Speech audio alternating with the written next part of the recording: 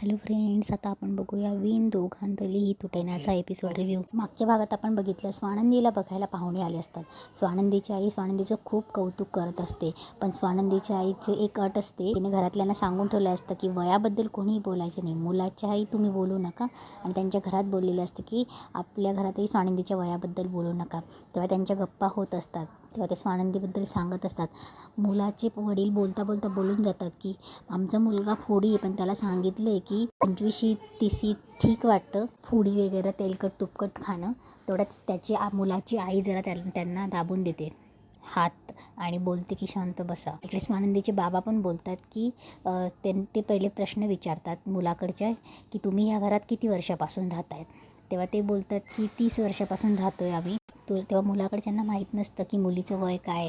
मग तेव्हा त्यांची आई विचारते की मग 30 वर्षापासून राहतात तर स्वानंदीचं जन्म इथेच झाला असेल ना. तेव्हा स्वानंदीचे बाबा काहीतरी बोलणार, तेवढ्याच स्वानंदीची आई पटकन टॉपिक डायव्हर्ट करते आणि बोलते की चला आपण खायला काहीतरी घेऊन येऊ म्हणून, आणि तिथेच तो टॉपिक बंद होतो. इकडे अंशू त्या वृद्धाश्रमाच्या जागेसाठी चिडचिड करत असतो फोनवर. तेवढ्यात तिथे मल्लिका येते आणि मल्लिका विचारते की काय रे अंशुमन, काय झालं आहे. तेव्हा तो बोलतो की त्या जागेचं काम अजून होत नाही आहे. तेव्हा मल्लिका बोलते की अरे तू इतक्या हळूहळू काम करतो आहेस ना, तुझ्याकडे अजून काही दुसरे प्लॅन नाही आहे का. तेव्हा अंशू बोलतो की आहेत ना, जर समर राजवाडे जर माझा भाऊ नसताना एव्हाना झालंही असतं. तेव्हा मल्लिका बोलते की अंशुमन, जर समर राजवाडे तुझा भाऊ नसताना तर त्या जागेवर साधी झोपडी बांधायचीही लायकी नाही आहे तुझी. इकडे स्वानंदीच्या घरी बघण्याच्या कार्यक्रमाला त्यांचं बोलणी चालू असते. मुलाची आई तिच्या मुलाच्या बाबांना हळूच बोलत असते की मुलगी दिसायला छान नाही, पण तो चेहऱ्यावरनं थोडं वय वाटतं ना. तेव्हा तिचे बाबा बोलतात की आता प्रतीकला पसंत असेल तर मग काही हरकत नाही. तेव्हा प्रतीक तिच्याकडे बघतच असतो. प्रतीकची आई बोलते प्रतीक बोल ना, पण प्रतीक पूर्ण तिच्याकडे स्वानंदीकडे बघण्यात मग्न असतो. आणि तेव्हा तो भानावर येतो आणि बोलतो की तुम्ही ट्रॅव्हल कंपनीमध्ये जॉब करता ना. प्रतीक स्वानंदीला बोलतो की तुमची हॉबीज काय आहे, तुम्हाला फिरायला आवडतं का. तेव्हा स्वानंदी आन्सर देत असते की हो, पण आपण जास्त नाही. तेव्हा तिला खूप सारे प्रश्न विचारतात. तेव्हा ती सांगते की मला जेवण बनवायला आवडतं, मला वाचायला आवडतं. तेव्हा प्रतीकची आई बोलते की बोलायला आवडतं की नाही. तेव्हा स्वानंदी बोलते हो, पण एवढं नाही. तेव्हा मंदाकिनी बोलते की वायफळ जास्त बोलायला तिला आवडत नाही, मोजकंच अगदी. तेव्हा प्रतीक बोलतो अच्छा, म्हणजे तुम्ही इंट्रोवर्ट आहात तर, पण मी मात्र अगदी आउटगोईंग आहे हं. तुम्हाला मला काही प्रश्न विचारायचे असतील तर विचारू शकतायत तुम्ही. तेव्हा स्वानंदी बोलते की आई तू माझं वय सांगितलं आहे का यांना. तेव्हा मंदाकिनी थोडी गोंधळते आणि बोलते मी त्यांना पत्रिका दिली तुझी, विचारा त्यांना, दिली ना हो पत्रिका. तेव्हा प्रतीकची आई बोलते हो हो. तेव्हा मंदाकिनी बोलते प्रतीकराव तुम्ही विचारा ना प्रश्न. तेव्हा प्रतीक विचारतो गाणं येतं का तुम्हाला. तेव्हा स्वानंदी बोलते नाही फारसं नाही. तेव्हा प्रतीक बोलतो मला फारसी गाण्याची आवड आहे, एक बोलू का. तेव्हा तो गाणं एकदम बेसुऱ्या आवाज गाणं म्हणायला लागतो. तेव्हा इकडे सुश आणि रोहनला हसायला येत असतं. मंदाकिनी तिच्या नवऱ्याकडे बघून शांत बसते आणि स्वानंदी सुश आणि रोहनकडे बघत असते. इकडे समर इकडे तिकडे फेऱ्या मारत असतो ऑफिसमध्ये आणि बोलत असतो की मला अंधारी येते. तेव्हा आनंद बोलतो की समर तू बस. तेव्हा निकिता बोलते की धर पाणी घे. तेव्हा समर बोलतो की समर तू शांत हो, तू गप्प बस. तिने सहज तुला विचारलं आणि मुळात त्यांना तुझ्यासारखा मुलगा हवाय असं म्हणाल्या त्या. तू म्हणाला असं नाही, तू हवायस असं नाही. निकिता आनंदकडे बघते. आनंद निकिताला खुणवतो नाही नाही. तेव्हा समर बोलतो आजीने सांगितलं ना तुम्हाला फोन करायला, आजीने फोन केला ना तुम्हाला, आता आजीचा फोन काढून घ्यायची वेळ आली. तेव्हा निकिता बोलते आजीबद्दल काही बोलू नको हं, आणि तिने काय उन्हात नाही पिकवले सगळे केस, तिला माणसांची पारख आहे. तेव्हा समर बोलतो होती, आता नाही आहे. आज त्या पिढीला ना आजकालचे सगळेच लोक चांगले वाटतात.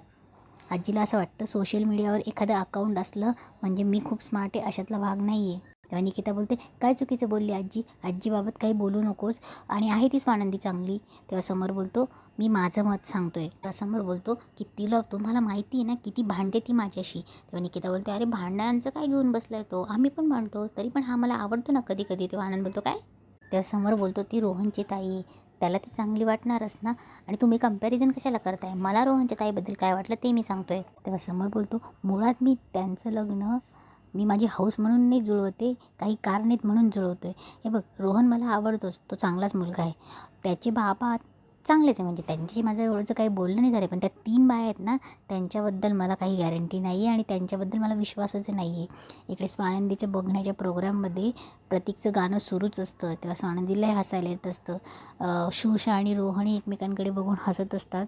तेव्हा तेव्हा मंदाकिनी ते गाणं बघून बोलते एक रे, आणि लगेच शब्द बदलते वाह वाह, आणि सगळे टाळ्या वाजवतात. तेव्हा मंदाकिनी बोलते वाह काय छान गाता तो. तेव्हा प्रतीक बोलतो खरं तर मला सिंगर व्हायचं होतं हो, पण काय आहे ना, नंतर नोकरी लागली आणि माझं स्वप्न ते स्वप्नच राहिलं. तेव्हा मंदाकिनी तिच्या नवऱ्याला टॉन्ट मारते की बऱ्याच लोकांचं असं होतं ना, लग्नानंतर सगळी स्वप्नच राहतात. तेव्हा मंदाकिनी बोलते की स्वानंदी एकदा का तुमच्या घरात आली ना, ती घर सांभाळेल, मग तुम्ही तुमचं सगळं करायला मोकळे, मग तुम्ही तुमचे छंद जोपासू शकतायत.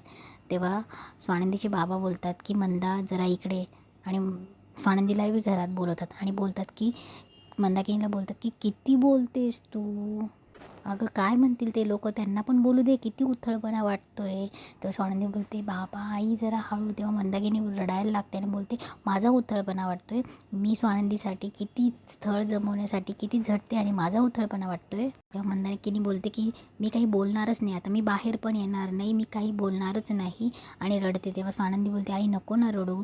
तेव्हा मंदाकिनी बोलते तू जा बाहेर जा, त्या लोकांना सांग की जास्त काही बोलली असतील तर माफ करा, सावत्र आहे ना मी, तुम्ही सगळं ठरवा, तुम्ही सगळं जमवा, आणि हे जर नाही जमलं ना तर रोहनचं लग्नही मोडून टाका. स्वानंदी बोलते आई जरा शांत हो. तेवढ्यात रोहन आणि शूज पण येते.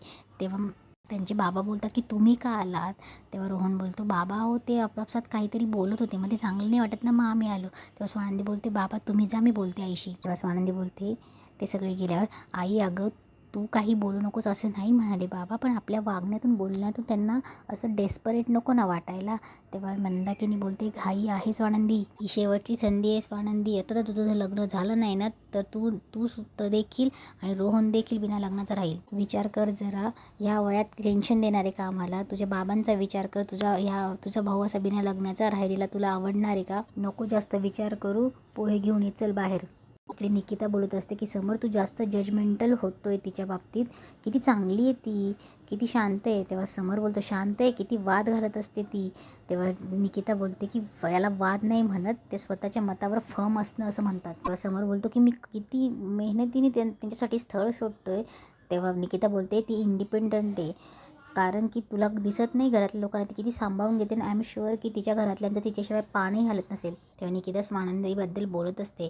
तेव्हा आनंद बोलतो का पण ते भांडतात ना सतत. तेव्हा निकिता बोलते तू गप रे, क्यूट भांडतात असं म्हणतं, त्यांची केमिस्ट्री किती छान दिसते भांडताना, आणि तूच म्हणाला होतास ना की समरमधलं लहान मूल बाहेर येते म्हणून. तेव्हा समर आनंदकडे बघतो. तेव्हा आनंद बोलतो काही लपवत नाही ना मी. तेव्हा समर बोलतो की हे बाई निकिता त्या भांडतात नाही, त्यांच्या तोंडातनं आगीतून असे तोफेचे गोळे बाहेर येतात असं वाटतं. त्यांनी त्यांच्या घरच्यांना सांभाळो, मला सांभाळायला काय मी काही लहान मुलगा नाही आहे, आणि केमिस्ट्री काय आम्ही काही लॅबमध्ये रसायनं आहोत. तेव्हा निकिता बोलते आनंदला की तू काही बोलणार नाही आहेस का, गप्प बसणार आहेस का.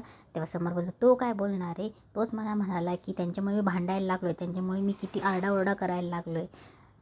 तेव्हा आणि त्या बाईला काही भान आहे का, काही लॉजिक आहे का तिच्या बोलण्यामध्ये, काही नाही, अजिबात मॅच्युरिटी नाही.